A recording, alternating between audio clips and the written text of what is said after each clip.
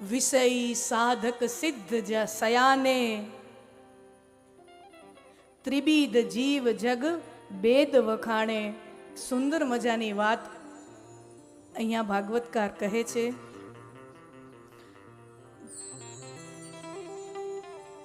આ વાત હું એટલે મૂકું છું કે ભાગવતમાં 28 પ્રકારના નરકોનું વર્ણન છે. એટલે મને હંમેશા પ્રશ્નો આવે યુવા પેઢી તરફથી કે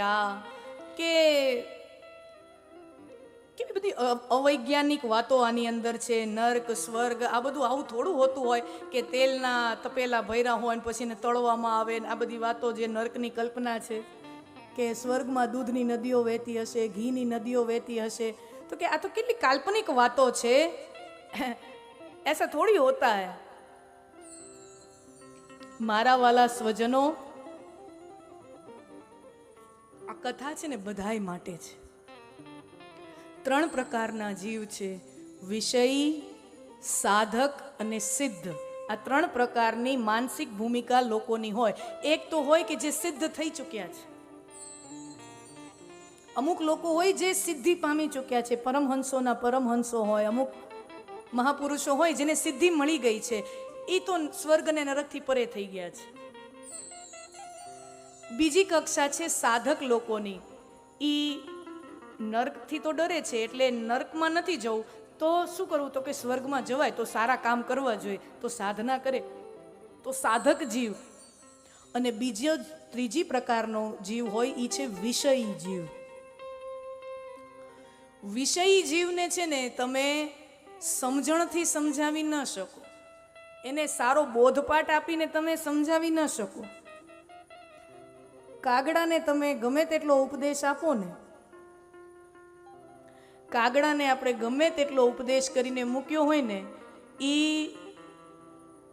મીઠાઈની દુકાનની બારે એને મૂકી દેવામાં આવે ને, કાગડાને તો મીઠાઈમાં ચાંચ નહીં મારે, એ દુકાનની બારે વિષ્ટા પડી હોય ને ગોબર, એમાં જઈને ચાંચ મારે.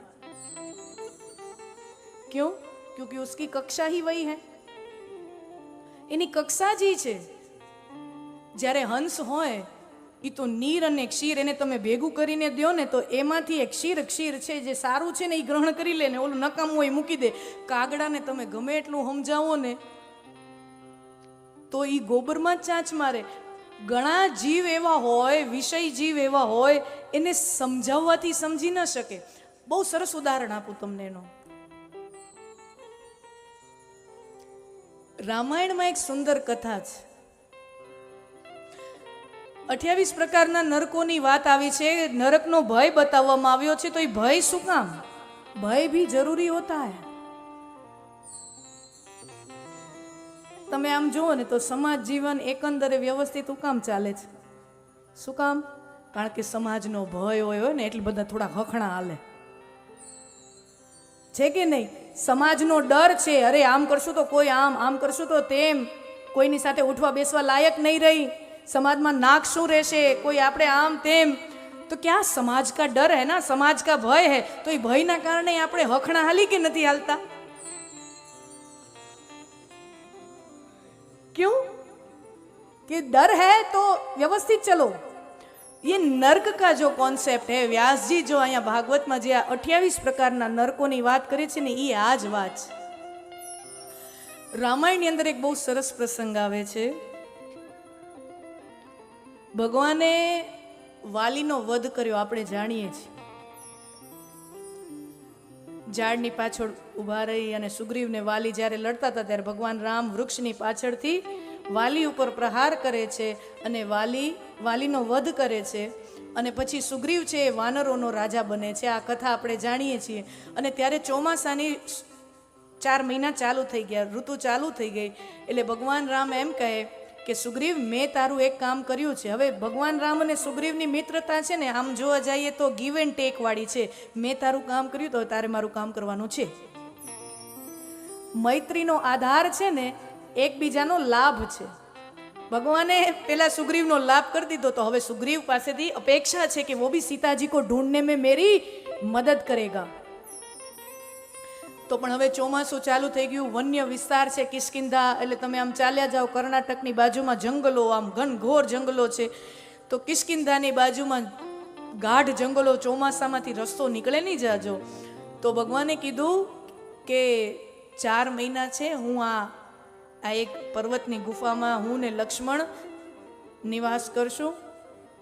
અરે પ્રભુ, તમે આપ મારા કિષ્કિંધાના રાજમહેલમાં ચાલો. તો કે ના, 14 બરસ રામ વનવાસી, તાપસ વેશ ઉદાસી. મારું 14 વર્ષ વનવાસમાં રહેવાનો મારો નિયમ છે.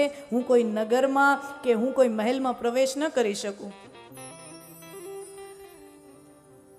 તો 4 મહિના હું આ ગુફામાં રહું છું, પણ 4 મહિના પછી જ્યારે ચોમાસાની ઋતુ સમાપ્ત થઈ જાય પછી તમારે મારું કામ કરવાનું છે, આ યાદ રાખજો. જી પ્રભુ. સમય વીત્યો, સુગ્રીવ રાજા બને છે અને રાજા બન્યો તો ભોગ વિલાસ, એન્ટરટેનમેન્ટ એની અંદર એવો ખોવાઈ જાય છે. 4 મહિના પૂરા થઈ ગયા ને એના ઉપર ઘણો બધો સમય વીતી ગયો. 4 મહિનાના ઉપરાંત ઘણો બધો સમય વીતી ગયો. સુગ્રીવ ભૂલી જાય છે કે મારે રામજીનું કામ કરવાનું છે, સીતાજીની શોધ માટે નીકળવાનું છે, મારા વાનર સેનાની ટુકડીઓને મોકલ. વાત જ ભૂલાઈ જાય. મેરા કામ હો ગયા ના, ઘણા હોય ને એવા, આપણું કામ થઈ ગયું. તો જો જિસને ઉપકાર કિયા ઉસકો ભૂલ જાતે કોઈ લોગ. સુગ્રીવ ભૂલી જાય છે. અને વહાં ભગવાન રામ ગુફામાં બેઠા બેઠા લખનને કહે કે લખન, સુગ્રીવ ભૂલ ગયા લગતા હૈ. લક્ષ્મણ, મેં બહુ ખોટું કરી નાખ્યું. જોજો હો, હવે બહુ મજાની વાત ભગવાન રામ અને લખન વચ્ચે સંવાદ થાય. લક્ષ્મણ, મેં બહુ ખોટું કરી નાખ્યું. વાલીના જીવનમાં છે ને એકમાત્ર ભય, સુગ્રીવના જીવનમાં એકમાત્ર ભય હતો ને એના ભાઈ વાલીનો. મેં એના જીવનમાંથી ભય કાઢી નાખ્યો ને, મેં એની જે ગરજ હતી, એનો જે ભય હતો, મેં એના જીવનમાંથી એનો ભય કાઢી નાખ્યો. એટલે હવે મારું કામ ભૂલી ગયો છે. તમે જાઓ, સુગ્રીવને યાદી અપાવો કે રામના તર્કશમાં હજી એ બાણો છે, એ એક બાણથી વાલીને મારી શકે તો બીજા બાણથી સુગ્રીવને મારી શકે, એ એને યાદ કરાવો. ભગવાન રામ લક્ષ્મણને કહે છે. અને લક્ષ્મણજીને આવું આવે એટલે મજા આવી જાય.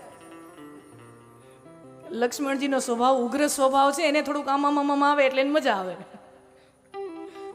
ભગવાને કીધું તમે જાઓ, ભય દેખાડજો પણ માપનો. એટલો બધો ભય નહીં કે મારાથી સાવ દૂર ચાલ્યો જાય. ભયનો આ બહુ એક સેન્સિટિવ પોઈન્ટ છે.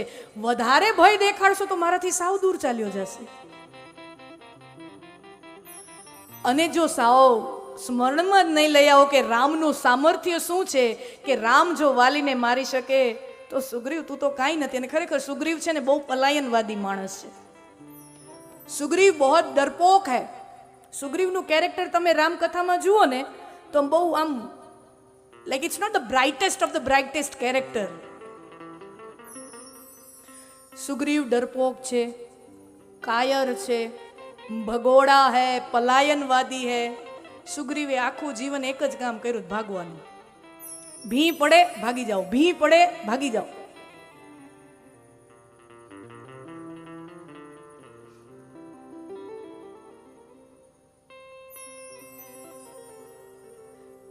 ઓલું છે ને, હવે બહુ ઊંડાણમાં ન જાઓ, એ બહુ એક ઇન્ટરેસ્ટિંગ ટોપિક છે. તો તમે તો રામકથાના બહુ મર્મજ્ઞો બધા સુજ્ઞ જનતા છો એટલે જાણતા જ હશો.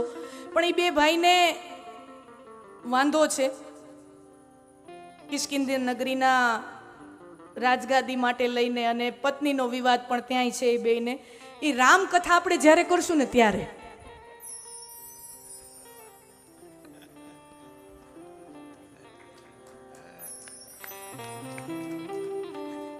હવે આપણે રામકથા કરશું ને ત્યારે જોશું. પણ એ બેને વાંધો હતો.